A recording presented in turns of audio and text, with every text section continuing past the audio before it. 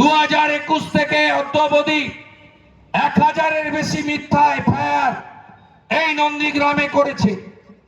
মহামান্য বিচারপতি অমৃতা সিনহা একাধিক মামলায় স্থগিতাদেশ দিয়েছেন, ফলস মামলা।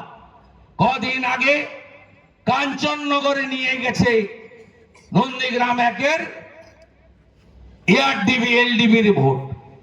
কেন কাঞ্চননগর? কেন? কারণ কাঞ্চননগরের ধারে পাশে 80% মুসলমান থাকে। তৃণমূলের এখন আশ্রয়স্থল হয়েছে নয় মুসলিম এলাকা, নয় মাদ্রাসা। এর বাইরে তৃণমূল আর কাউকে ভরসা করে না, বিশ্বাস করে না। সেখানে নিয়ে গেছে একটা সামান্য সমবায়ের ভোট। তো 14টার ভোট হয়েছে নন্দীগ্রামে এখন অব্দি, সবে আমরা জিতেছি।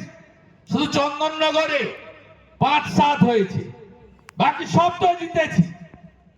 এআরডিবিও জিতেছি, এখানেও জিতেছি 2-এ, 7-এ 6, ওখানে 7-এ 7। এত বড় বড় বোম মারছে দুপুর বেলা 12টার সময়, বোম ফেলছে পাকিস্তানের বর্ডারে নয়, নন্দীগ্রামে, কাঞ্চননগরে। 23-22-এর গল্প শোনাচ্ছি না, 8ই ডিসেম্বরের কথা বলছি। গল্প নয়, সত্যি। সাধারণ ভোটার, কৃষকরা ভোটার, মহিলারা ভোটার, নিরস্ত্র খালি হাতে গেছেন ভোট দিতে। এত বড় বড় বোম মারছে। মামনি জানা তার এখানে বোমের আঘাতে আহত, কর্মাধ্যক্ষ সাহেব আহত। রাত্রিবেলা সবাই ঘরে ঘুমাচ্ছে। পারিবারিক বিরোধে বিষ্ণুপদ মণ্ডল খুন হলেন।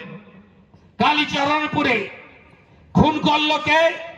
তার মামার ছেলে উত্তম মণ্ডল।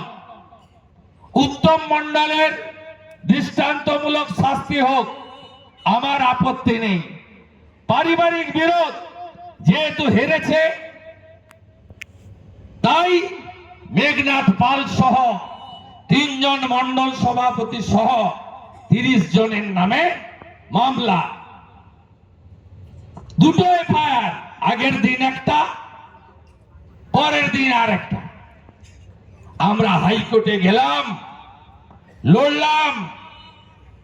সরকারের উকিলই বলতে বাধ্য হলো যে 28 জনের নাম ভুল করে ঢুকে গেছে। পুলিশ বাবা পার করেগা।